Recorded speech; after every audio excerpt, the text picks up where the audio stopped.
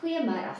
So as 'n kliënt my bel en hy sê vir my wat se rente gaan hy op sy belegging kry, dan weet ek altyd hier was 'n miskommunikasie gewees of die kliënt het glad nie 'n idee wat behels 'n belegging by 'n instansie soos Old Mutual of Liberty of Sanlam nie. So 'n bankbelegging lê gewoonlik in 'n money market. Dit is 'n baie basiese belegging. Jy kry 'n koers by die bank en dit is gewoonlik inflasie plus 2 of so ietsie wat hulle jou 'n koers gee waarteen jou geld belê word by die bank. Maar as jy by my instap, dan moet jy onthou, by ons is daar fondsbestuurders. Ek stel jou bloot aan die JSE. Ek stel jou bloot aan 'n mark om jou potensiaal beter groei te gee as wat jy by die bank sou kry. Buite die produkte wat ek jou bied wat meer belastingvriendelik is en begunstig kan word, met ander woorde boedelvriendelik is. Ek wil nie nou daaroor praat nie. Ek wil praat oor wat se groei gaan ek kry as ek 'n belegging by jou wil hê. So onthou, jy kom by my en die grootste gesprek wat ons moet hê is, wil jy 'n veilige fonds hê? Met ander woorde, is jy tevrede om net in 'n money market te lê? Jy kan dit by my ook doen. Wil jy inkomstefonds hê wat gebaseer is op die blootstelling in die mark wat oor bonds gaan en ook rentekoerse? Met ander woorde, dis 'n belegging wat nie baie volatile is nie. As ek sê volatile, bedoel ek beweging in die mark. Hy het 'n redelike stabiele lyntjie. So wil jy iets hê wat veilig is, maar jy wil potensiaal daar bietjie beter groei as wat jy by die bank gaan kry, en jy wil die geld uit die boedel uithou, jy wil hê jou begunstigdes moet dit direk kry. Dis die rede waarom jy na my toe gaan kom vir 'n belegging, reg so. So die eerste gesprek sal wees oor watter groei wil jy hê? En watse rente verdien jy tans? Laat ek kan verstaan wat die verskil tussen groei op my produk en rente wat jy by die bank verdien. So in die eerste plek gaan ons praat oor as jy sê ek is tevrede met groei van 8 tot 10%. Met ander woorde, jy kry verskillende opsies. Inflasie plus 2 tot 3%. Of inflasie 3 tot 4, inflasie plus 4 tot 5, jy kry ook inflasie plus 6 tot 7 of 6 tot, jy weet, in daai lyn, baie hoër risiko met ander woorde wat jy soek. Dit bepaal die blootstelling wat die fondsbestuurders jou in die mark gaan gee, wat gekoppel is aan gelyste maatskappye, en daar's altyd 'n bietjie eiendom met daai tipe van goede wat betrokke is. So, as jy vir my sê jy is tevrede met inflasie plus 2 tot 3%, en ander so 8% groei is vir jou redelik, nee. Dan sê die mandaat, die fondsbestuurders, hulle instruksie is, hierdie klomp kliënte gee vir jou R1 miljoen. Hulle soek groei van inflasie plus 2 tot 3%, sê maar 8%. Nou kom daar fondsbestuurders terug, hulle sê, okay, ons soek 2 tot 3 jaar om te voldoen aan hierdie instruksie van die kliënt. Dis hulle mandaat, dis die fancy woord wat ons gebruik. So, hulle mandaat is om vir jou oor 2 tot 3 jaar groei van 8% gemiddeld per jaar te gee.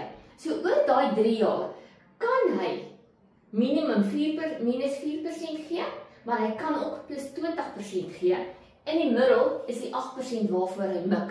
So dikwels doen hulle baie beter as wat hulle mandaat is, maar daar's tye wat die mark val. Ek wil ons almal weet wat het gebeur met Steinhoff en seker goed wat in die mark gebeur. Politiek speel ook baie keer 'n rol. Dat die mark val. COVID het 'n geweldige val veroorsaak. So ek dink in COVID se tyd kon jy sê hy het byvoorbeeld oor 'n maand of 2 minus 4% gedoen. Maar hy herstel altyd baie gou. Dit is waar die beweging in die mark is. Dis daai minus 4 of die plus 20%. So jy sê, nee, ek is tevrede met daai risiko. Want tot nou 'n money market is basies so. Dis 'n eweredige een. Hy gaan dan nou opwaarts, maar teen 'n baie laer koers, want money market het nie geweldige groei nie, né? Dis jou veiligste belegging. So jy kan sê ek wil 3 tot 5% hê, met ander woorde, ek soek sê maar groei van so 10%. Dan sê die fondsbestuurders, maar ons het 3 tot 5 jaar nodig om daai vereiste aan te voldoen, om jou wens vir jou te voldoen. Maar in daai 3 tot 5 jaar kan hy party maande minus 7% doen, maar hy kan ook plus 24% doen. So hy is baie, hy het bietjie meer beweging. Jy kan sien die minus 7 kan laag gaan en die plus 20, so jy het beweging. So jy kan eendag kyk en sê ek het R1 miljoen, ek kan môre R1.2 miljoen hê, letterlik môre, maar ek kan ook môre minus hê en my R1.2 miljoen het geval weer terug na R1.050.000. So jy kan verstaan, dis nie die mark wat dit doen, hy herstel altyd, glo vir my oor my 35 jaar diens, hy herstel altyd, oor 'n lang termyn is daar altyd 'n opwaartse kurwe, ten spyte van wat tussenin gebeur het. So hoe hoër risiko jy vat, soos jy vir my sê, jy soek inflasie plus 4 tot 5%, met ander jy soek om net 12% groei, dan kan hy vir jou minus 14% gaan, maar hy kan ook 32% groei gee. Daarvoor sê die fondsbestuurders, Ons het 5 tot 7 jaar nodig om dit vir jou te gee. En as jy terugkyk oor daai 5 jaar, on average, sal ons vir jou daai groei gegee het. En dit is 'n feit, dis hoe dit werk. Maar om vir jou daai groei te gee, daai blootstelling maak ongelukkig dat die mark bietjie rondval, want daar's equities. Nou equity is waar jou groei met ander woorde is. Dis jou buitelandse blootstelling, daai tipe van goed wat ingebou is in die JSE, in al die plekke waar jou geld belê gaan word.